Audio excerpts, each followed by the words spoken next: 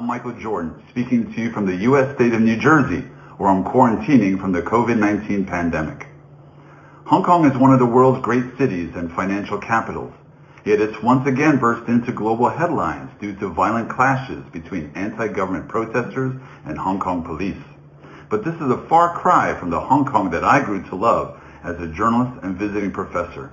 In fact, as an American who's been fortunate enough to have also lived in Europe, Africa, and Asia, of all the cities where I've worked, Hong Kong stands out as the place most like my home base of New York City. To me, Hong Kong feels like the New York of the East, as the city that never sleeps, where the dynamism of the streets fuels my adrenaline every day.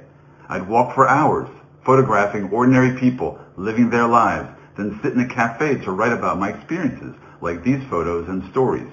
However, it wasn't just the city I fell in love with, but with my Chinese students as well.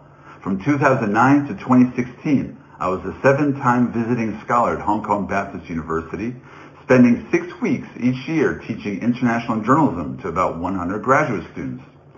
Most of my journalism students were from mainland China and generally arrived with great enthusiasm and appreciation for this opportunity to be studying in English in a territory that was what I called China Plus, certainly Chinese, but with so many features of an international multicultural city. It's because of all these memories that I'm saddened to see Hong Kong erupt in renewed violence. The central government in Beijing is now pushing for what it says is a necessary new national security law. But some Hong Kongers see it as another attempt by Beijing to impose its will on the former British colony. Since being returned to China in 1997, Hong Kong has enjoyed a degree of autonomy found nowhere else on the mainland through a policy known as one country, two systems. We in the international audience hear dueling narratives between the Chinese and the West, with each side focusing on opposite extremes. The Chinese media tend to focus on the most violent protesters and their destructive actions, while largely ignoring the more reasonable protesters. On the other hand, the Western media tend to spotlight the peaceful protesters and their demands, while largely ignoring the more violent elements within their movements. Look, I myself haven't been in Hong Kong for 4 years, so I don't know exactly what the situation is like on the ground. Even many there probably don't know. But I can say with some confidence that the situation is far from black and white, with many shades of gray, and the outside world isn't receiving a full, complete picture of this reality. All that said, there can be no tolerance of violence. I recall watching one television interview last year when a Western journalist pressed a young Chinese spokeswoman for the protesters about the extremists within her movement.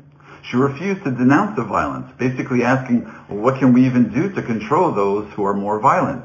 The fact she even refused to demonstrated a cluelessness or naivete, or indicated that some movement leaders do indeed condone violence. Violence like this is not only morally unjustified, it's rarely defensible. Like other people, I myself have been furious before, even at my own government. Protest is one thing, but I never felt so outraged that it drove me to smash a shop window, or destroy a traffic light, or hurl a glass bottle at a police officer. Or could it be that some violent protesters hope to achieve something darker, to provoke a crackdown? They know the police must respond somehow, and in a heavier-handed fashion than you. Are you hoping to have your victimization filmed, then go viral, to turn yourself into a martyr for the cause? Regardless, I'll now speak as a communications consultant. Turning to violence is also a lousy communication strategy. The protest movement clearly hopes to drum up support from Western governments, Western activists, Western media, and other backers. But if you turn violent, you also run the risk of losing the support of fair-minded, freedom of expression advocates like me. All I hope is that peace returns to this special city.